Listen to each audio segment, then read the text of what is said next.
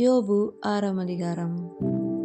யோபு பிரதியுத்தரமாக, என் சஞ்சலம் நெருக்கப்பட்டு என் நிர்பந்தம் எல்லாம் தராசிலே வைக்கப்பட்டால் நலமாயிருக்கும். அப்பொழுது அது கடற்கரை மணலை பார்க்கிலும் பாரமாயிருக்கும். ஆகையால் என் துக்கம் சொல்லி முடியாது. சர்வ வல்லவரின் அம்புகள் எனக்குள் தைத்திருக்கிறது. அவைகளின் விஷம் என் உயிரை குடிக்கிறது. தேவனால் உண்டாகும் பயங்கரங்கள் எனக்கு முன்பாக அணி அணியாய் நிற்கிறது. புல் இருக்கிற இடத்திலே காட்டுக்கழுதை கத்துமோ? தனக்கு தீவனம் இருக்கிற இடத்திலே எருது கதறுமோ?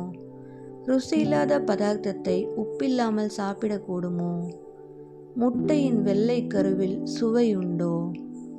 உங்கள் வார்த்தைகளை என் ஆத்துமா தொடமாட்டேன் என்கிறது. அவைகள் அரோசிகமான போஜனம் போல் இருக்கிறது.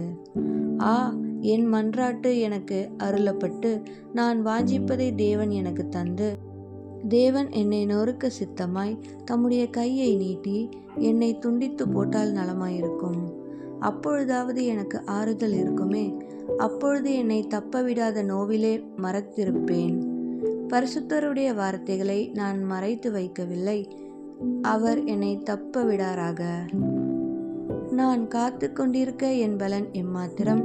என் ஜீவனை நீடித்திருக்க பண்ண என் முடிவு எப்படிப்பட்டது? என் பலன் கற்களின் பலனோ? என் மாம்சம் வெண்கலமோ? எனக்கு உதவியானது ஒன்றும் இல்லை அல்லவோ? சகாயம் என்னை விட்டு நீங்கிற்றே. உபாதிக்கப்படுகிறவனுக்கு அவனுடைய சிநேகிதனால் தயை கிடைக்க வேண்டும். அவனோ சர்வ வல்லவருக்கு பயப்படாதே போகிறான். என் சகோதரர் காட்டாறு போல மோசம் பண்ணுகிறார்கள். ஆறுகளின் வெள்ளத்தை போல கடந்து போகிறார்கள். அவைகள் குளிர்கால பனிக்கட்டியினாலும் அதில் விழுந்திருக்கிற உறைந்த மழையினாலும் கலங்கலாகி, உஷ்ணம் கண்டவுடனே உருகி வற்றி அனல் பட்டவுடனே தங்கள் ஸ்தலத்தில் உருவழிந்து போகின்றன. அவைகளுடைய வழிகளின் போக்குகள் இங்கும் அங்கும் பிரியும். அவைகள் விருதாவிலே பரவி ஒன்றுமில்லாமற் போம். தேமாவின் பயணக்காரர் தேடி சேபாவின் பயணக்கூட்டங்கள் அவைகள் மேல் நம்பிக்கை வைத்து தாங்கள் இப்படி நம்பினதாலே வெட்கப்படுகிறார்கள். அவ்விடம் மட்டும் வந்து கலங்கி போகிறார்கள்.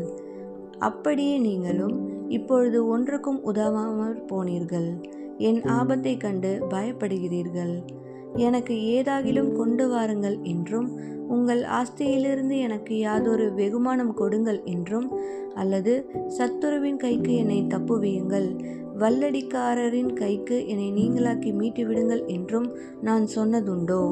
எனக்கு உபதேசம் பண்ணுங்கள், நான் மௌனமாயிருப்பேன். நான் எதிலே தவறினேனோ அதை எனக்கு தெரியப்படுத்துங்கள். செம்மையான வார்த்தைகளில் எவ்வளவு வல்லமை உண்டு!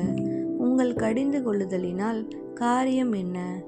கடிந்து கொள்ள நீங்கள் வார்த்தைகளை யோசித்து நம்பிக்கையற்றவனுடைய வார்த்தைகளை காற்றிலே விட்டு விடுகிறீர்களோ? இப்படி செய்து திக்கற்றவன் மேல் நீங்கள் விழுந்து உங்கள் சிநேகிதனுக்கு படுகுழியை வெட்டுகிறீர்கள். இப்போதும் உங்களுக்கு சித்தமானால் என்னை நோக்கி பாருங்கள்.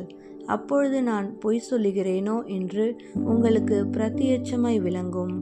நீங்கள் திரும்புங்கள், அக்கிரமம் காணப்படாதிருக்கும். திரும்புங்கள், என் நீதி அதிலே விளங்கும். என் நாவிலே அக்கிரமம் உண்டோ? என் வாய் ஆகாதவைகளை பகுத்தறியாதோ?